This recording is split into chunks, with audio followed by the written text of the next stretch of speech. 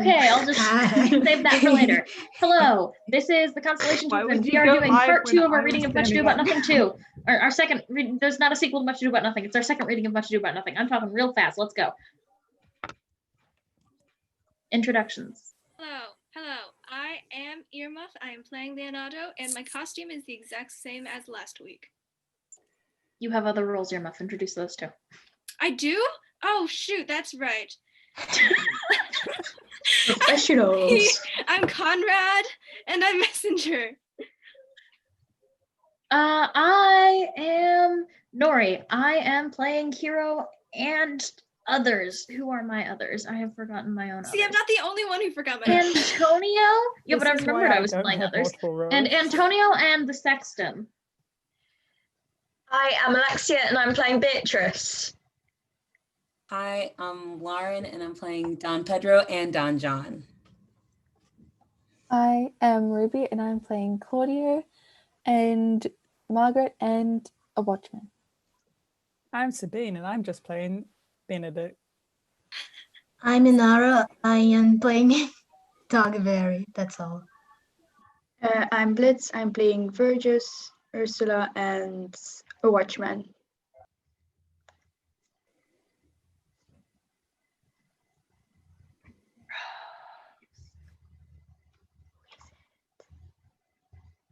Rosebud. Oh, sorry. Hi, I'm Rose. I am unable to be viewed on this fine evening, but I am stage directions Horatio, also known as Bitchatio, and Friar Francis. Also, Blitz, you are very important. What the fuck? You are not unimportant. No, you're not. What are you talking about? I'm very unimportant. Okay, is that everybody? Okay, this is everybody. Let us begin. Okay. All right. Scene 4, Hero's apartment. Enter Hero, Margaret, and Ursula. Good Ursula, wake my cousin Beatrice and desire her to rise.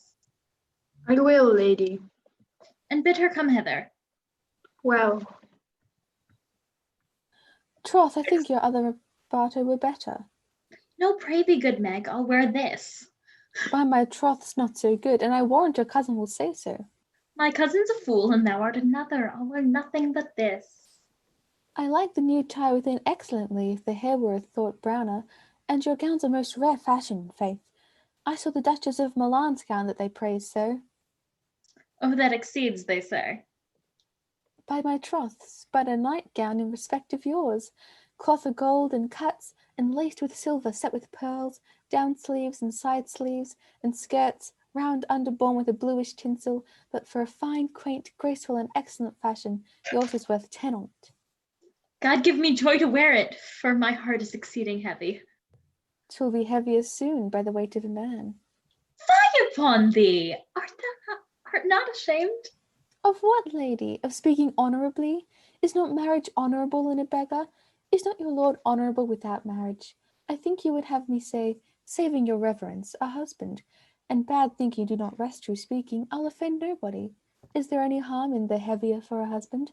None, I think, and it be the right husband and the right wife. Otherwise 'tis light, and not heavy.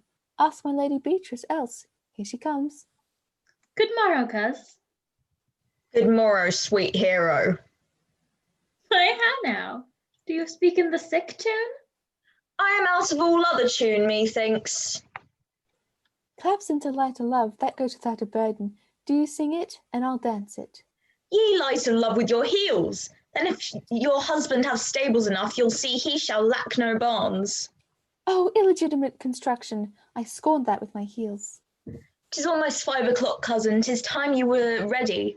By my troth, I am exceeding ill. Hey-ho! For a hawk, a horse, or a husband? For the letter that begins them all. H. Well, and you don't be turned Turk, there's no more sailing by the star. What means the fool, trow? Nothing I, but God send everyone their heart's desire. These gloves the Count sent me. They are an excellent perfume. I am stuffed, cousin, I cannot smell. A maid and stuffed, there's goodly catching of cold. Oh, God help me, God help me! How long have you professed apprehension?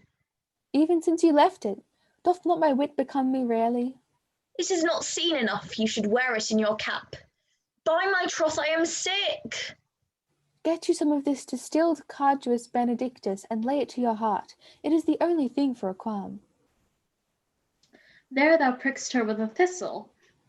Benedictus? Why Benedictus?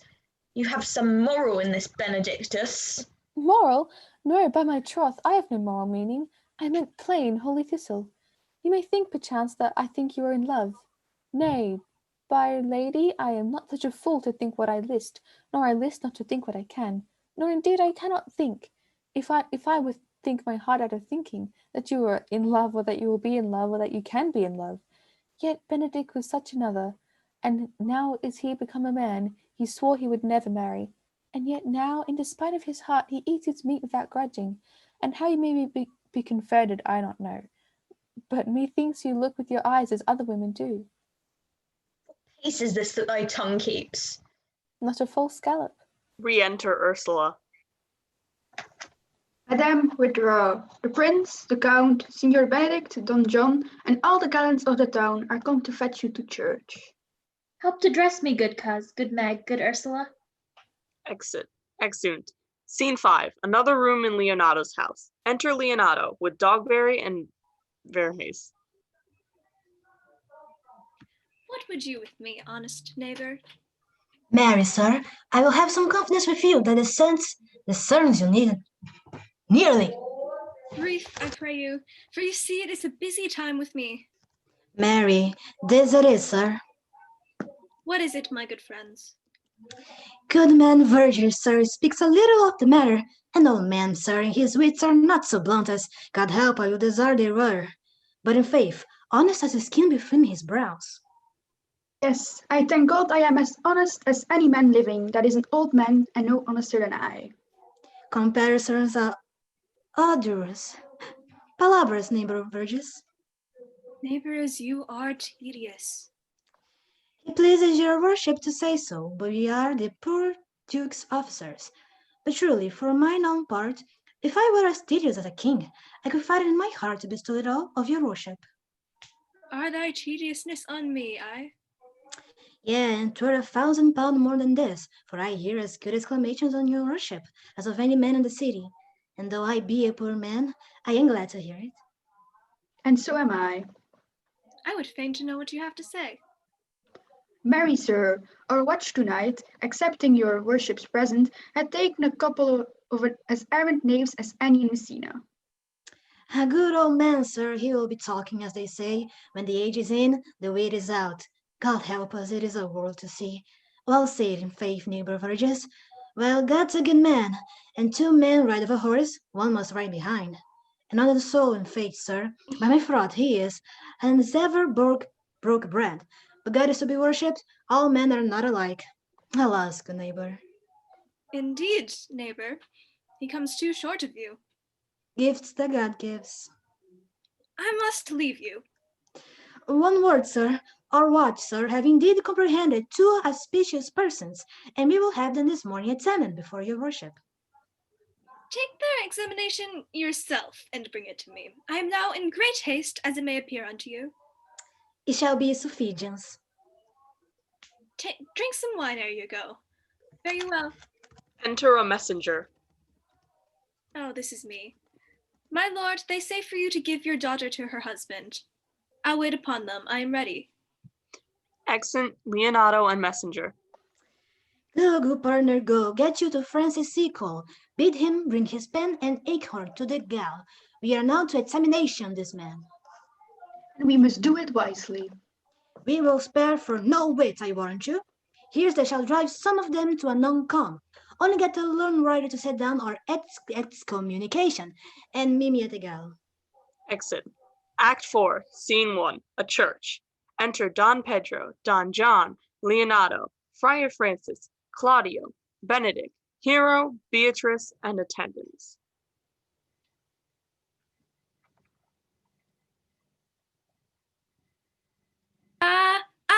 Come, Friar Francis. Be brief, only to the plain form of marriage, and you shall recount their particular duties afterwards. You come hither, my lord, to marry this lady.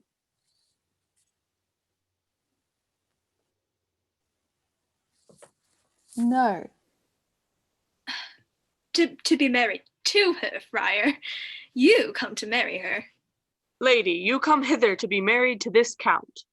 I do. If either of you know any inward impediment why you should not be conjoined, charge you on your souls to utter it.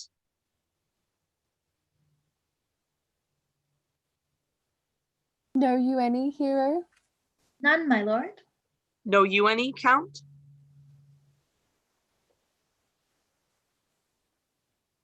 I dare make his answer none. Oh, what men dare do, what men may do, what men daily do, not knowing what they do. How now? Interjections? Why then, some be of laughing as he. Stand thee by, friar. Father, by your leave, will you with free and unconstrained soul give me this maid, your daughter? As freely, son, as God did give her me. And what have I to give you back, whose worth may counterpoise this rich and precious gift? Nothing, unless you render her again. Sweet prince, you learn me noble thankfulness. There, Leonato, take her back again. Give not this rotten orange to your friend. She's but the sign and semblance of her honour. Behold how like a maid she blushes here. Oh, what authority and show of truth can cunning sin cover itself withal? Comes not that blood as modest evidence to witness simple virtue? Would you not swear, all that you see her, that she were made by these exterior shows? But she is none. She knows the heat of a luxurious bed. Her blush is guiltiness, not modesty. What do you mean, my lord? Not to be married, not to knit my soul to an approved wanton. Dear my lord, if you, in your proof, have vanquished the resistance of her youth and made defeat of her virginity. I know what you would say. If I have known her, you will say she did embrace me as a husband, and so extenuate the forehand sin. No, Leonato, I never tempted her with word too large, but as a brother to his sister, showed bashful sincerity and comely love. And seemed I ever otherwise to you? Out on thee, seeming! I will write against it. You seem to me as Diana in her orb, as chaste as is the body be blown. But you are more intemperate in your blood than Venus, or those pampered animals that rage in savage sensuality. Is my lord well that he doth speak so wide? Sweet prince, why speak not you? Wait. Oh, that's sorry. Sweet prince, why speak not you? What should I speak? I stand dishonored that you have gone about to link my dear friend to a common stale. Are these things spoken, or do I but dream? Sir, they are spoken, and these things are true. This looks not like a nuptial. True? Oh God! Leonato, stand I here. Is this the prince? Is this the prince's brother? Is his face hero's? Are our eyes our own? All this is so, but what of this, my lord? Let me but move one question to your daughter, and by that fatherly and kindly power that you have in her, bid her answer truly. I charge thee do so, as thou art my child. Oh God, defend me! How am I beset? What kind of catechizing call you this? To make you answer truly to your name. Is it not Hero? Who can blot that name with any just reproach? Marry, that can Hero. Hero itself can blot out Hero's virtue.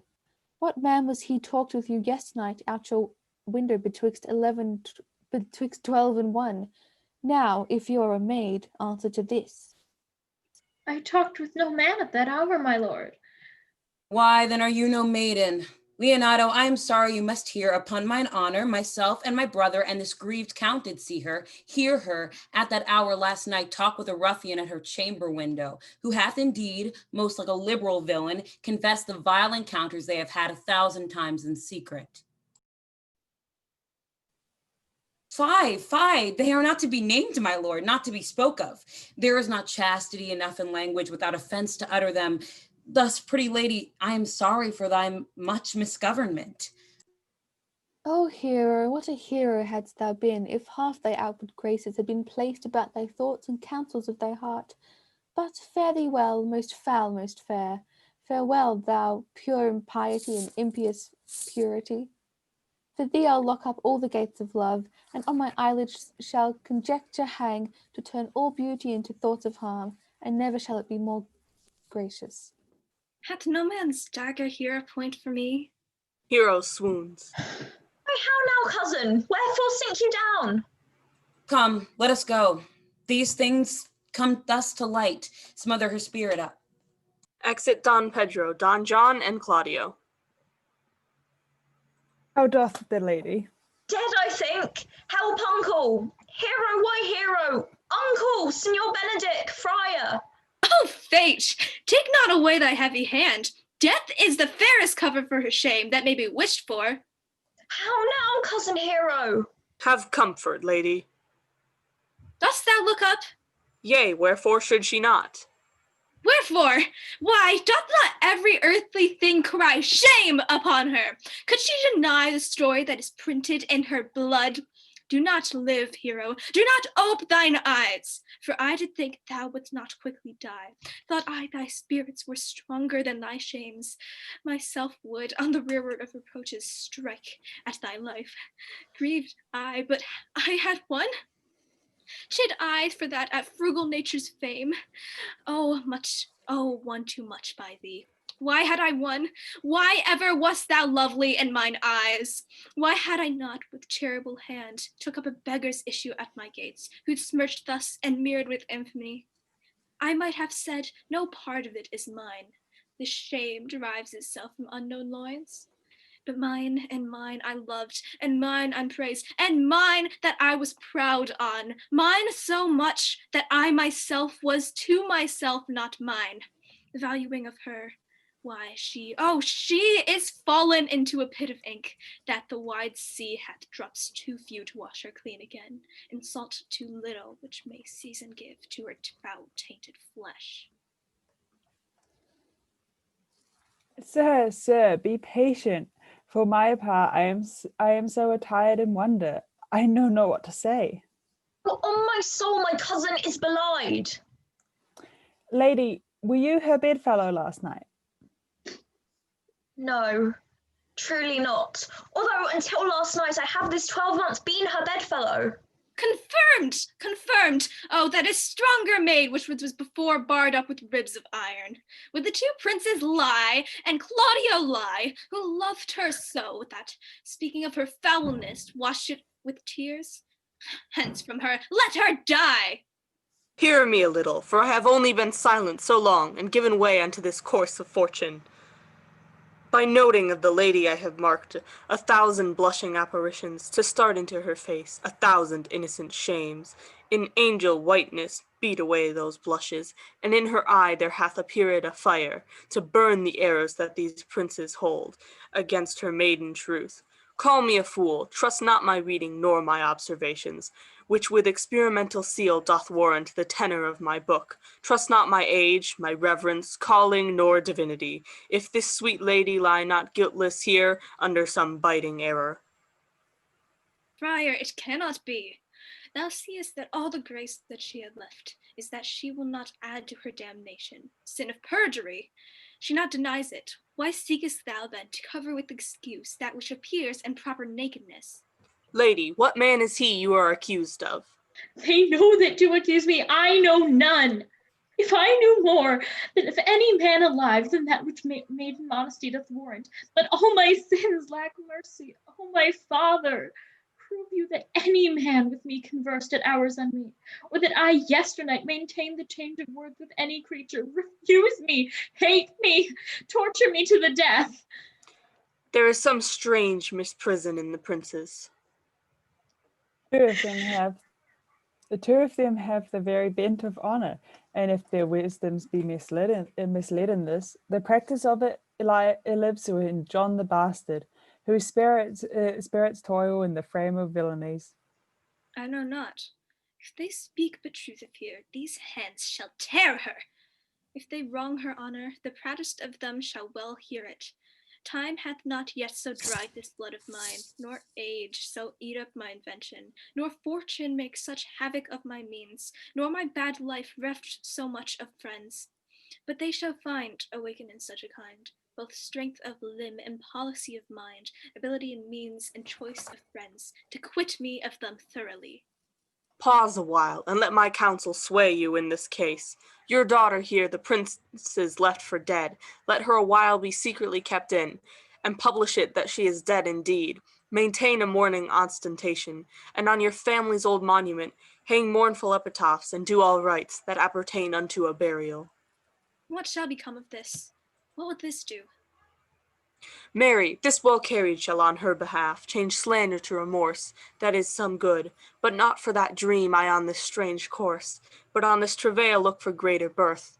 She dying, as it must so be maintained, upon the instant that she was accused, shall be lamented, pitied, and excused of every hearer, for it so falls out, that what we have we prize not to the worth, whiles we enjoy it, but being lacked and lost, why then we rack the value, then we find the virtue that possession would not show us, whiles it was ours. So will it fare with Claudio, when he shall hear she died upon his words, the idea of her life shall sweetly creep into his study of imagination, and every lovely organ of her life shall come apparelled into more precious habit, more moving, delicate, and full of life, into the eye and prospect of his soul, than when she lived indeed. Then shall he mourn, if ever love had interest in his liver, and wish he had not so accused her. No, though he thought his accusation true, let this be so, and doubt not but success will fashion the event in better shape. Then I can lay it down in likelihood. But if all aim but this be level false, the supposition of the lady's death will quench the wonder of her infamy. And if it sort not well, you may conceal her, as best befits her wounded reputation, in some reclusive and religious life, out of all eyes, tongues, minds, and injuries. Signor Leonato, let the friar advise you. And though you know my inwardness and love is very much unto the prince and Claudio, yet by mine honour I will deal in this as secretly and justly as your soul should with your body. Being that I flow in grief, the smallest twine may lead me. 'Tis well consented, presently away, for to strange sores strangely they strain the cure. Come, lady, die to live. This wedding day perhaps is but prolonged. Have patience and endure. Exit all but Benedict and Beatrice. Lady Beatrice, have you wept all this while? Yea, and I will weep a while longer. I will not desire that. You have no reason, I do it freely. Surely I do believe your fair cousin is wrong. Ah, how much might the man deserve that would right her? Is there any way to show such friendship? A very even way, but no such friend. May a man do it? It is a man's office, but not yours. I do love nothing in the world as well as you. Is not that strange? As strange as the thing I know not. It were as possible for me to say I love nothing so well as you. But believe me not, and yet I lie not. I confess nothing, nor I deny nothing. I'm sorry for my cousin. By my sword, Beatrice, thou loves me. Do not swear and eat it. I will swear by it that you love me. I will make him eat that says I love you, not you. By my sword. Will you not eat your word? With no source that can be devised to it, I protest I love thee. Why then, God forgive me. What offence, sweet Beatrice? You have stayed me in a happy hour. I was about to protest that I loved you. And do it with all thy heart. I love you with so much of my heart that none is left to protest. Come, bid me do anything for thee. Kill Claudio. Not for the wide world. You kill me to deny it. Farewell. Tarry, sweet Beatrice. I am gone, though I am here. There is no love in you, nay, I pray you, let me go. Beatrice. In faith I will go. We'll be friends first. You dare easier be friends with me than fight mine enemy. Is Claudio thine enemy? Is he not approved in the height a villain that hath slandered, scorned, dishonoured my kinswoman? Oh, that I were a man. What, bear her in hand until they come to take hands, and then with public accusation, uncovered slander, unmitigated rancour? Oh God, that I were a man. I would eat his heart in the marketplace. Hear me, Beatrice. Talk with a man out of the window, a proper saying. Nay, but Beatrice. Sweet hero, she is wronged, she is slandered, she is undone. Princes and counties, surely a princely testimony, a goodly count. Count Confect, a sweet gallant surely. Oh, that I were a man for his sake. Oh, that I had any friend would be a man for my sake. But manhood is melted into courtesies, valour into compliment, and men are only turned into tongue, and trim ones too. He is now as valiant as Hercules that tells a lie and swears it. I cannot be a man with wishing, therefore I will die a woman with grieving. Tarry, good Beatrice. By this hand I love thee. Use it for my love some other way than by swearing it. Think you in your soul that the Count Claudio hath wronged Hero? Yea, as sure as I have a thought or a soul. Enough. I am engaged. I will challenge him. I will kiss your hand, and so I leave you. By this hand, Claudio shall render me a dear account. As you hear of me, so think of me. Go, comfort your cousin. I must say she is dead, and so farewell.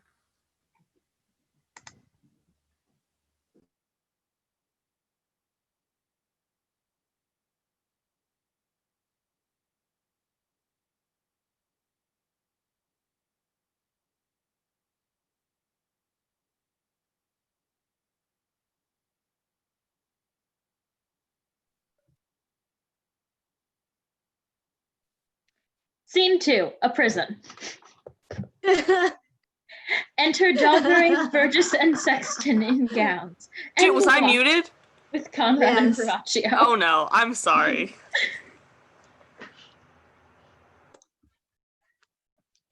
Is our whole assembly appeared? Which be the malefactors? Mary, that am I, and my partner.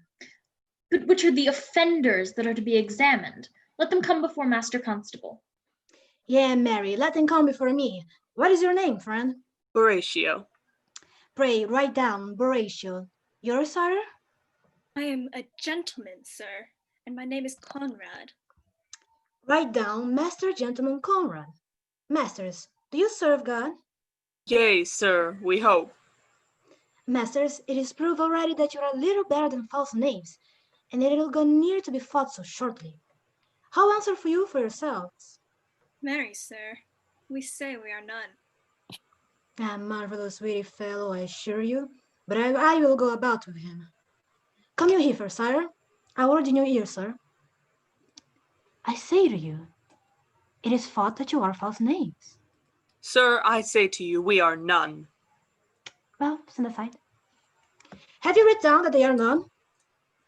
Master Constable, you go not the way to examine. You must call forth the watch that are their accusers.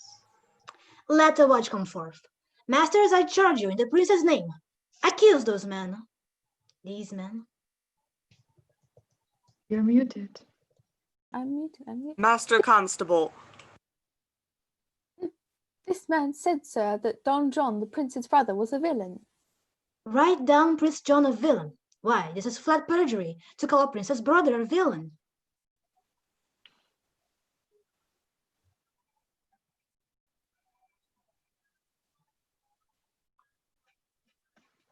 Never mind, I'll just skip.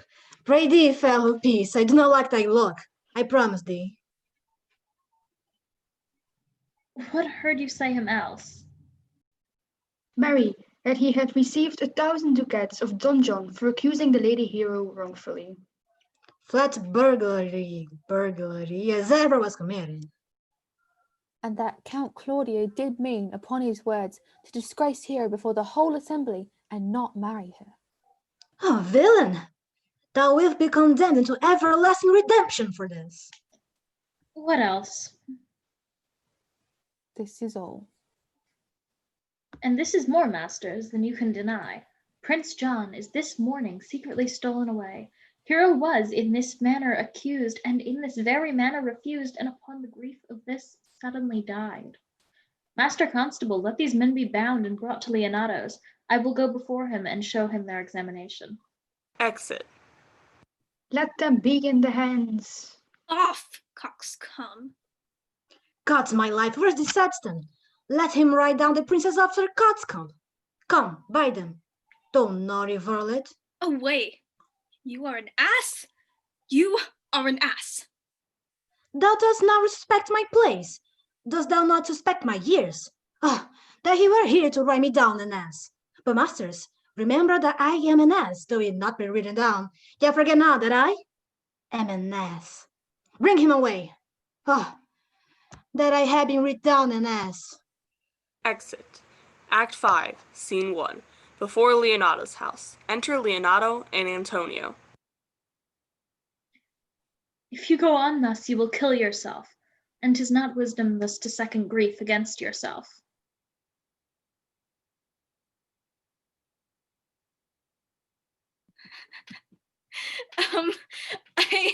I pray thee, I pray thee, cease thy counsel, which falls into mine ears as profitless as water in a sieve. Give not me counsel, nor let no comforter delight mine ear, but such a one whose wrongs do suit with me. Bring me a father that so loved his child, whose joy of her is overwhelmed like mine, and bid him speak of patience, measure his woe the length and breadth of mine, and let it answer every strain for a strain, and thus for thus, and such a grief for such, and every lineament, branch, shape, and form. If such a one will smile and stroke his beard, bid sorrow wag and cry, hem, when she had grown. Patch grief with proverbs, make misfortune drunk with candle waters, bring him yet to me, and I of him will gather patience. But there is no such man, for brother men can counsel and speak comfort to that grief which they themselves not feel. But tasting it, their counsel turns to passion, which before would give precipital medicine to rage, fetter stronger madness in a silken thread, charm ache with air and agony with words, no. 'Tis all men's office to speak patience to those that wring under the load of sorrow, but no man's virtue nor sufficiency to be so moral when he shall endure the like himself. Therefore give me no counsel. My griefs cry louder than advertisement. Therein do men from children nothing differ. I pray thee, peace. I will be flesh and blood, for there was never yet philosopher that could endure the toothache patiently, however they have writ the style of gods and made a push at chance and sufferance. Yet bend not all the harm upon yourself. Make those that do offend you suffer too. There thou no speakest reason, nay, I will do so. There thou speakest reason, nay, I will do so. My soul tells me Hero is belied, and that shall Claudio know, so shall the prince, and all of them that does dishonor her. Here comes the prince and Claudio, hastily. Enter Don Pedro and Claudio. Good den, good den. Good day to both of you. Hear you, my lords. We have some haste, Leonato. Some haste, my lord. Well, fare you well, my lord. Are you so hasty now? Well, all is one. Nay, do not quarrel with us, good old man. If he could right himself with quarreling, some of us would lie low. Who wrongs him? Mary, thou dost wrong me, thou disassembler, thou. Nay, never lay thy hand upon thy sword. I fear thee not. Marry, beshrew my hand, if it should give your age such cause of fear. In faith, my hand meant nothing to my sword. Tush, tush, man, never fleer and just at me.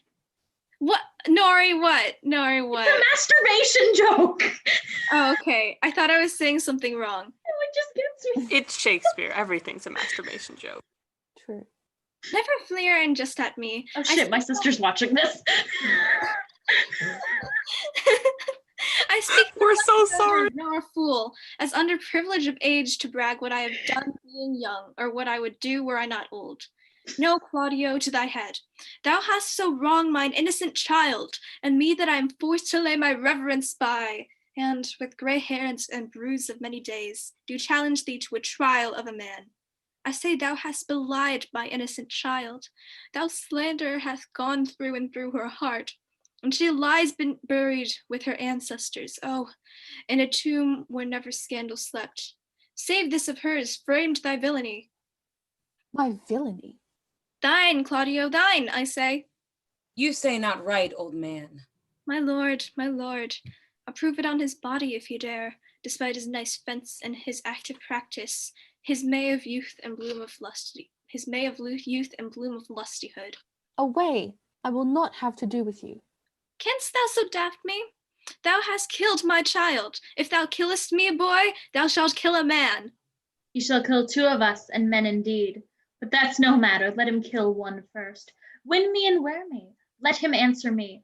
Come, follow me, boy. Come, sir boy, come follow me. Sir boy, I'll whip you from your foining fence. Nay, as I am a gentleman, I will. Brother. Content yourself. God knows I loved my niece, and she is dead. Slandered to death by villains that dare as well answer a man indeed, as I dare take a serpent by the tongue. Boys, apes, braggarts, jacks, milksops. Brother Anthony. Hold you content, what man? I know them, yea, what they weigh, even to the utmost scruple. Scrambling, out-facing, fashion-monging boys that lie and cog and flout, deprave and slander, go antically, show outward hideousness, and speak half a dozen dangerous words that they might hurt their enemies if they durst. And this is all. But brother Anthony! Come, 'tis no matter, do not you meddle, let me deal in this. Gentlemen both, we will not wake your patience. My heart is sorry for your daughter's death, but on my honor, she was charged with nothing but what was true and very full of proof. My lord, my lord. I will not hear you. No, come, brother, away! I will not be heard. And shall, or some of us will smart for it. Exit Leonato and Antonio. See, here comes the man we went to seek. Enter Benedict. Now, Signor, what news? Good day, my lord. Welcome, Signor. You are almost come to a part, almost a fray. We had like to have our two noses snapped off with two old men without teeth. Leonato and his brother, what thinkest thou? Had we fought, I doubt we should have been too young for them. In a false quarrel, there is no true valor. I came to seek you both. We have been up and down to seek thee, for we are high proof melancholy, and would fain have it beaten away. Wilt thou use thy wit? It is in my scabbard. Should I draw it? Dost thou wear thy wit by thy side? Never any did so, though very many have been beside their wit. I will bid thee draw, as we do the minstrels, draw to pleasure us. As I am an honest man, he looks pale. Art thou sick or angry? What? Courage, man! What though care killed a cat, thou hast metal enough in thee to kill care. Sir, I shall meet your wit in the career, and you charge it against me. I pray you choose another subject. Nay, then give him another staff. This last was broke cross. By this light he changes more and more. I think he be angry indeed. If he be, he knows how to turn his girdle. Shall I speak a word in your ear? God bless me from a challenge.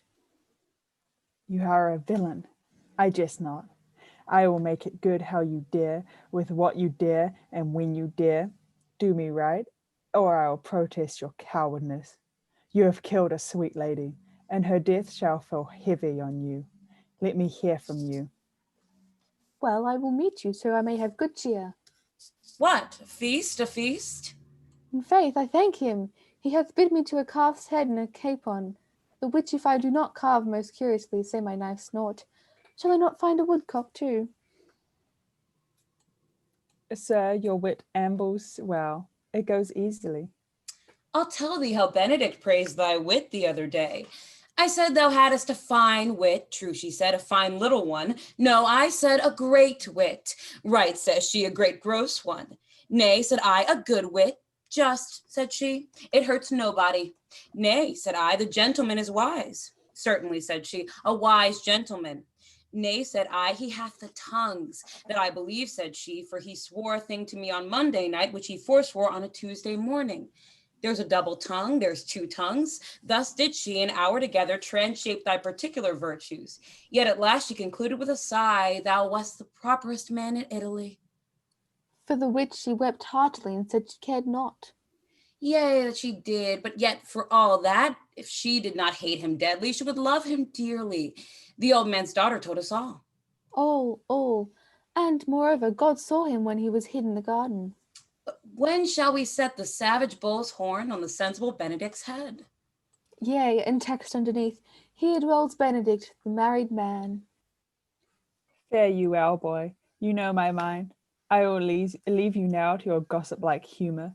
You break jests as braggarts do their blade, which God be thanked hurt not. My lord, for your many courtesies, I thank you. I must discontinue your company. Your brother, the bastard, is fled from Messina. You have among you killed a sweet and innocent lady. For my lord lack bed there. He and I shall meet. Until then, peace be with him. Exit. He is in earnest. In most profound earnest, and I'll warrant you for the love of Beatrice. And hath challenged thee. Most sincerely. What a pretty thing man is when he goes in his doublet and hose and leaves off his wit. He is then a giant to an ape, but then is an ape a doctor to such a man. But soft you let me be, pluck up my heart and be sad. Did he not say my brother was fled? Enter Dogberry, Verhace, and the watch, with Conrad and Horatio. Come you, sir, if justice cannot tame you, he shall never weigh more reasons in her violence. Nay, and you'll be a cursing hypocrite once, you must be looked to. How now? Two of my brother's men bound, Baracchio one? Hearken after their offence, my lord. Officers, what offence have these men done? Marry, sir, they have committed false report. Moreover, they have spoken untruths. Secondarily, they are slanders. Sixth, and lastly, they have belied a lady. Thirdly, they have verified unjust things. And to conclude, they are lying knaves. First, I ask thee what they have done. Thirdly, I ask thee what's their offense. Sixth and lastly, why are they committed? And to conclude, what you lay to their charge. Rightly reasoned, and in his own division, and by my troth there's one meaning well suited. Who have you offended, masters, that you are thus bound to your answer? This learned constable is too cunning to be understood. What's your offense? Sweet prince, let me go no farther to mine answer. Do you hear me, and let this count kill me? I have deceived even your very eyes. What your wisdoms could not discover, these shallow fools have brought to light. Who in the night overheard me confessing to this man how Don John your brother incensed me to slander the Lady Hero, how you were brought into the orchard and saw me court Margaret in Hero's garments, how you disgraced her when you should marry her. My villainy they have upon record, which I had rather seal with my death than repeat over to my shame. The lady is dead upon mine and my master's false accusation, and briefly, I desire nothing but the reward of a villain. Runs not this speech like iron through your blood? I have drunk poison whiles he uttered it. But my brother did set thee onto this. Yea, and paid me richly for the practice of it. He is composed and framed of treachery, and fled he is upon this villainy. Sweet hero, now thy image doth appear in the rare semblance that I loved it at first. Come, bring away the plaintiffs. By this time our sexton hath reformed Signor Leonato of the matter. And masters, do not forget to specify when time and place shall serve, that I am an ass. Here comes Master Signor Leonato, and the sexton too. We enter Leonato and Antonio with the sexton. Which is the villain? Let me see his eyes, that when I note another man like him, I may avoid him. Which of these is he? If you would know your wronger, look on me. Art thou the slave that did with thy breath hast killed mine innocent child? Yea, even I alone. No, not so, villain. Thou beliest thyself. Here stand a pair of honorable men. A third is fled that had a hand on it. I thank you, princess, for my daughter's death. Record it with your high and worthy deeds. 'Twas bravely done, if you bethink you of it. I know not how to pray your patience, yet I must speak. Choose your revenge yourself. Impose to me to what penance your invention can lay upon my sin. Yet sinned I not, but in mistaking. By my soul, nor I. And yet to satisfy this good man, I would bend under any heavy weight that he'll enjoin me to. I cannot bid you bid my daughter live. That were impossible. But I pray you both, possess the people in Messina here how innocent she died, and if your love can labor aught in sad invention, hang her an epitaph upon her tomb, and sing it to her bones. Sing it tonight. Tomorrow morning come you to my house, and since you could not be my son-in-law, be yet my nephew. My brother's hath a daughter, almost the copy of my child that's dead, and she alone is heir to both of us. Give her the right you should have given her cousin, and so dies my revenge. O noble sir, your overkindness doth wring tears from me. I do embrace your offer, and dispose for henceforth of poor Claudio. Tomorrow then I will expect your coming. Tonight I take my leave. This naughty man shall face to face be brought with Margaret, who I believe was packed in all this wrong, hired to it by your brother.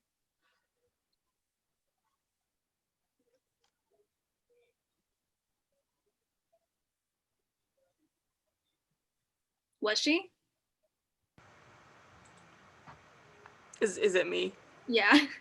No, by my soul, she was not, nor knew not what she did when she spoke to me, but always hath been just and virtuous, and anything that I do know by her. Moreover, sir, which indeed is not under white and black, this plaintiff here, the offender, did call me ass. I beseech you, let it be remembered his punishment. And also the watch heard them talk of one deformed. They say he wears a key in his ear and a lock hanging by it, and borrows money in God's name, the which he hath used so long and never paid, that now men grow hard-hearted, and will let nothing for God's sake. Pray you, examine him upon that point. I thank thee for thy care and honest pains. Yeah, your worship speaks like a most thankful and reverend youth, and I praise God for you. There's for thy pains. God save the foundation.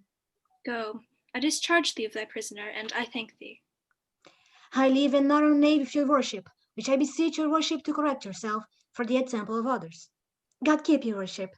I wish your words. I wish your worship well. God restore you to health. I humbly give you leave to depart, and if I marry maiden may be wished, God prohibit it.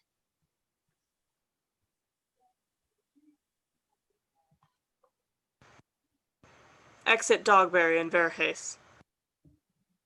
Until tomorrow morning, lords. Farewell. Farewell, my lords. We look for you tomorrow. We will not fail. Tonight I'll mourn with Hero. Bring you these fellows on. We'll talk with Margaret, how her acquaintance grew with this lewd fellow. Exit severally. Scene 2, Leonato's garden. Enter Benedict and Margaret, meeting.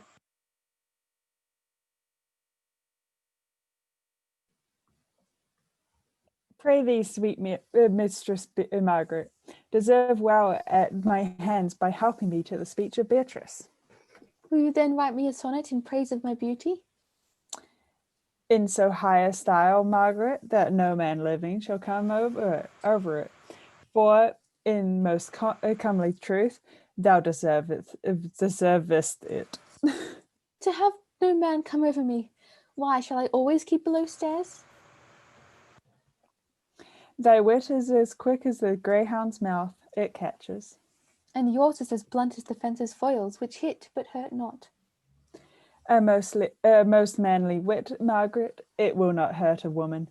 And so, I pray thee, call Beatrice. Well, I will call Beatrice to you, who I think hath legs. And therefore will come. Exit Oh, Margaret. I don't want to sing. I can't Sing, my I don't angel sing of part of music. it. Sing! Sing! Sing. Sing, sing. It can be bad No. and funny. If you want. The God of that's its above and knows me and knows me. How pitiful I deserve. I mean in singing, but in loving. Leander the goodest swimmer.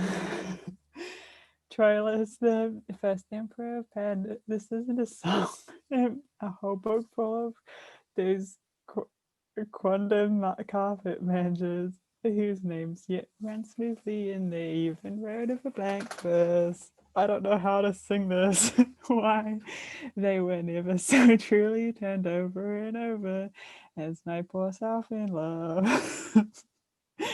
This part isn't a song. Okay, that makes more sense because this does not feel like a song. Mary, I cannot show it in the rhyme. I have tried. I can find out no rhyme to lady, but baby, an innocent rhyme. For scorn, horn, a hard rhyme. For school, fool, a babbling rhyme. Very ominous endings, no. I was not born under a rhyming planet, nor I cannot woo in festival terms. Enter Beatrice. Sweet Beatrice, wouldst thou come when I called thee?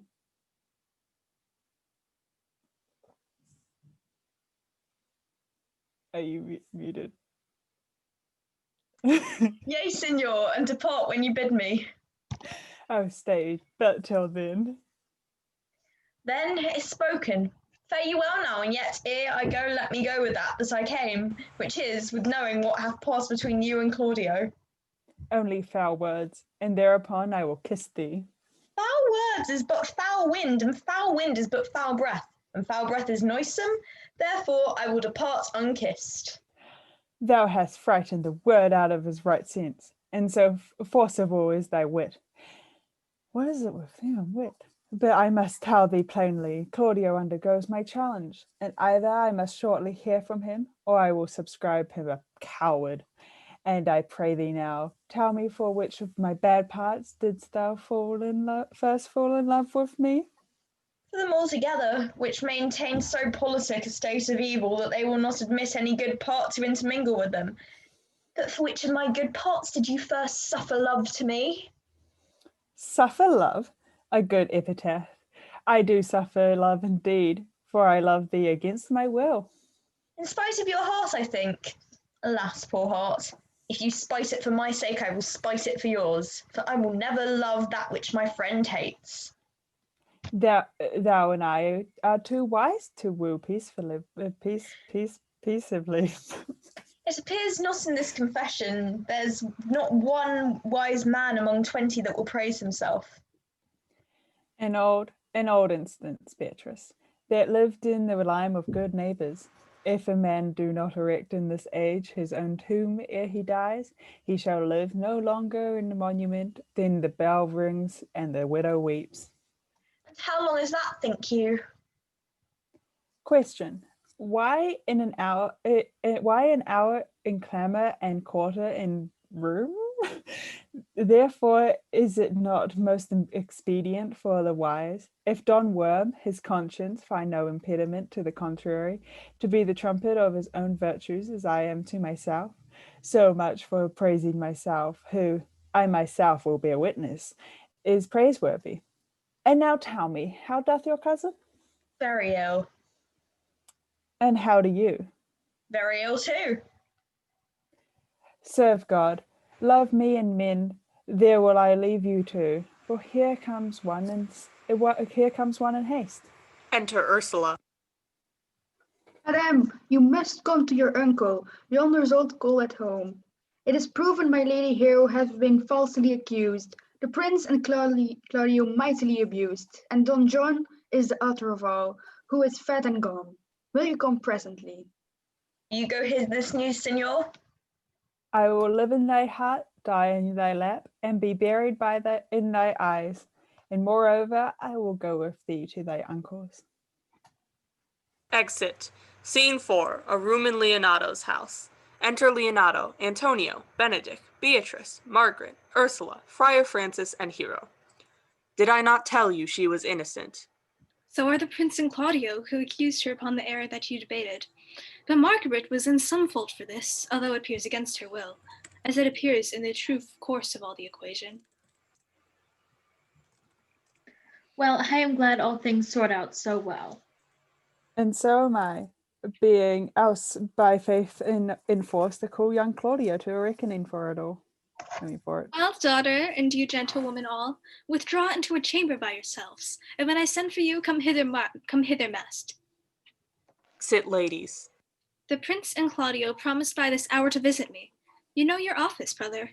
You must be father to your brother's daughter and give her to young Claudio. which I will do with confirmed countenance.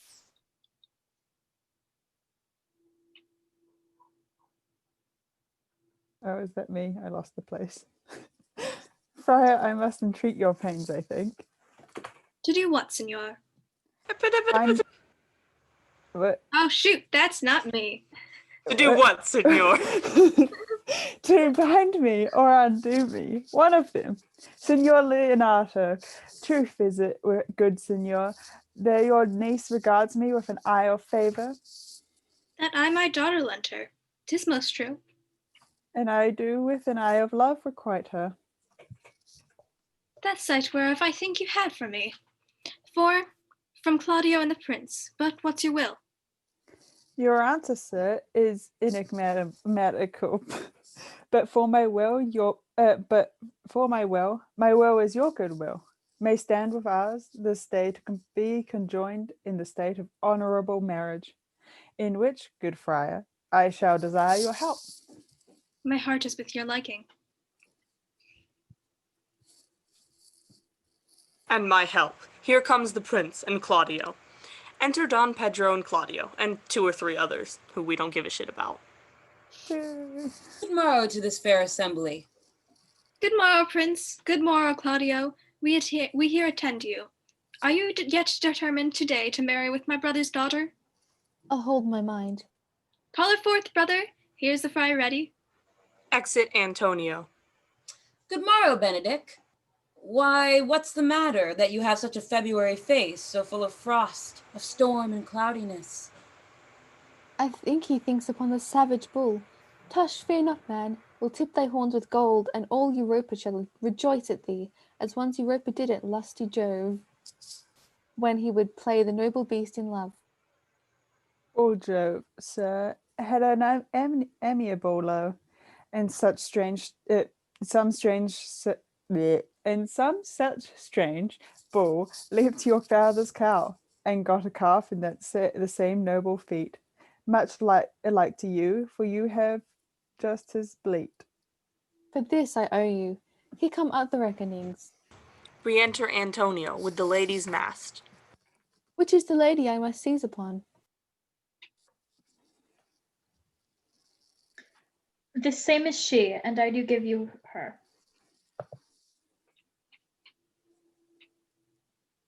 Why then she's mine. Sweet, let me see your face. No, that you shall not, till you take her hand before this friar and swear to marry her. Give me your hand. Before this holy friar, I am your husband, if you like of me. And when I lived, I was your other wife. And when you loved, you were my other husband. Another hero? Nothing certainer. One hero died defiled, but I do live. And surely as I live, I am a maid. The former hero that is dead.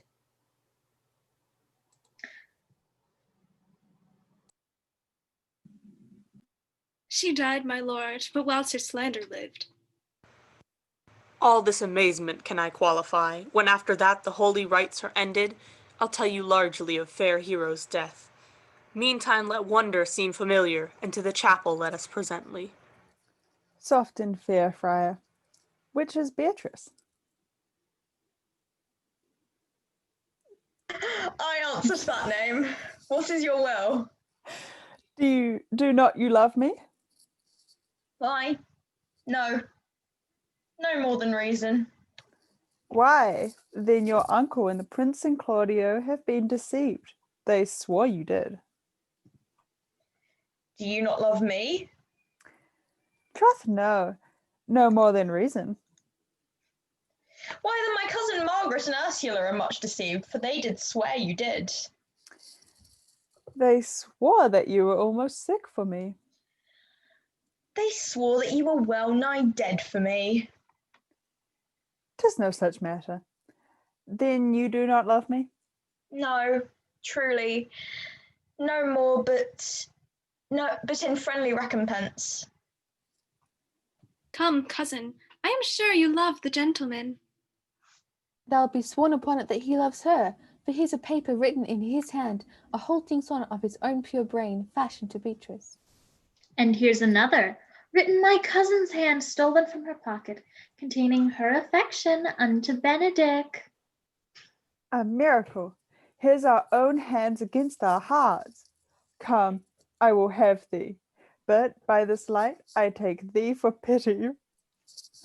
I would not deny you but this good day. I yield upon great persuasion, and partly to save your life, for I was told you were in a consumption. Peace, I will stop your mouth. He leans in to kiss her. How dost thou, Benedict, the married man? I'll tell thee what, Prince. A college of witcrackers cannot flout me out of my humour. In brief, since I do purpose to marry, I will think nothing to any purpose that the world can say against it, and therefore never flout at me for what I have said against it. For man is a giddy thing, and this is my conclusion. For thy part, Claudio, I did think to have beaten thee, but that in that thou art as like to be my kinsman, live unbruised, bruised, and love my cousin. Well hoped thou wouldst have denied, Beatrice, that I might have cudgelled thee out of thy single life, to make thee a double dealer, which, out of question, thou wilt be, if my cousin do not look exceedingly narrow to thee. Come, we are friends. Let's have a dance ere we are married, that we may lighten our own hearts and our wives' heroes. We'll have dancing afterward. First, of my word, therefore play music, Prince, thou art sad. Get thee a wife, get thee a wife. There is no staff more revered than one tipped with horn. Enter a messenger. My lord, your brother John is taken in flight and brought with armed men back to Messina. Think not on him till tomorrow. I'll devise thee brave punishments for him. Strike up, pipers. They dance. Dance! Straight into the end.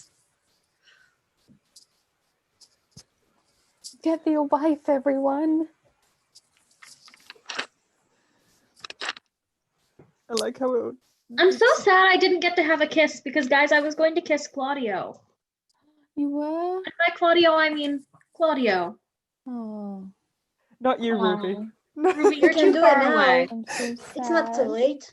Ruby, you're too far away for a kiss. I swear Ruby you were doesn't going to get walk kisses. in, but Eh. I thought Okay, I could we use have my credits. sword, but We have credits. Who do we? Does Earmuff need to be made God in order to do credits? No. God. Thou art sad, get thee a wife. I got lip gloss on my skull.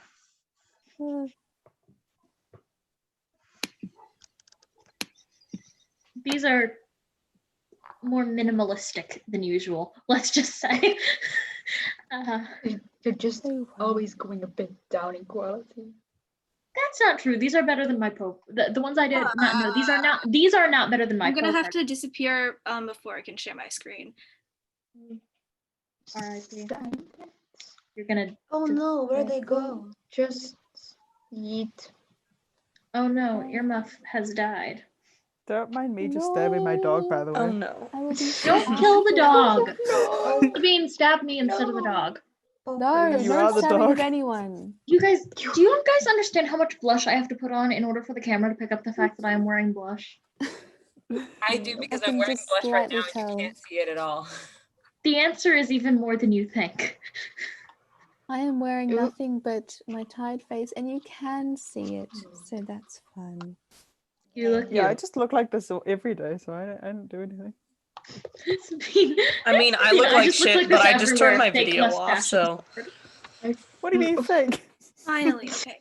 Yes, I got a new laptop. Well, I didn't get a new laptop. My laptop died, so I'm on a different computer. So I'm having like difficulties with like permissions and stuff. But yes, we got it. Mm. This is Much Ado About Nothing by the Constellation Children. It's by Yes, we wrote this. Shakespeare. I was gonna say that, Nora. You interrupted me. No, we wrote it. It's canon Did you now. know that we wrote Much Ado About Nothing? It was We all wrote- us. We the Constellation children. Shakespeare. We are Shakespeare. I mean, we We are basically just Shakespeare. rewrote it with saying the wrong things. Yeah. And We are cutting- Shakespeare, communist What to do anthem about plays. nothing. Death of the Presented author. by the Constellation children. Written Written by Bill Shakespeare P. I don't freaking care. I was going to say that it was written by Shakespeare. Okay. Sure, you will. Whatever. Sure. We believe you. The main characters. Yes. So we've got Noria as Hero and Alexia as Beatrice. Is the text messed up? Okay, Sabine is Benedict and Ruby's Claudio. Bros. Claudio tells lies. We all know this. No. We've got me, Earmuff, as Leonato, and why are all these texts messed up? Noria as Antonio. My brother. Yay.